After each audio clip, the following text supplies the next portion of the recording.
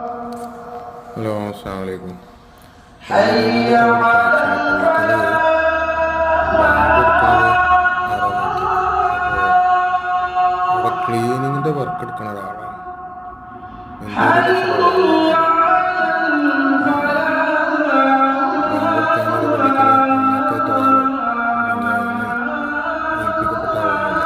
ഈ ഷാഫ്റ്റ് പറഞ്ഞിട്ട് ഈ യൂണിഫോം ഇട്ട ആളുകളാണ് അതിൻ്റെ ചുറ്റുഭാഗം.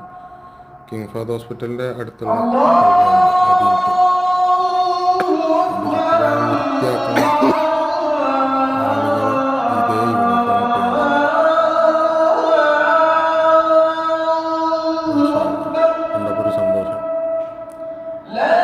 അവിടെ സലാമത്തിൽ ഇമാമിക്കലും ഈ ക്ലീനിങ് എത്തിക്കുന്ന ആളുകളാണ്. സ്കാർപ്പിൻ്റെ കാര്യത്തിൽ നമുക്ക് അതിന് സ്ഥാനമുണ്ടെന്നും ഇസ്ലാമിലില്ല എന്നുള്ളതിൻ്റെ ഒരു മഹത്തായ തെളിവ് പള്ളിക്കൽ കാണാൻ പറ്റും. നമ്മളവിടെയൊക്കെ പള്ളിക്കൽ ഇങ്ങനത്തെ ഒരു മുഷിഞ്ഞ വസ്ത്രമൊക്കെ ഇട്ട് കണ്ട് ആരെയും കയറുമ്പോൾ ഒരു നോട്ടാണല്ലോ ആളുകൾക്ക്. ഇവിടെ അങ്ങനൊന്നുമില്ല. വൃത്തി ഉണ്ടാവും, വസ്ത്രം വൃത്തി ഉണ്ടാവും, കയ്യും കാലൊക്കെ ചളികളൊക്കെ കഴുകി ഒതുകൊടുത്താണ് കയറി വന്നാൽ എല്ലാവരും ഒരേ മാതിരിയായി പിന്നെ അതിൻ്റെ ഉള്ളിൽ.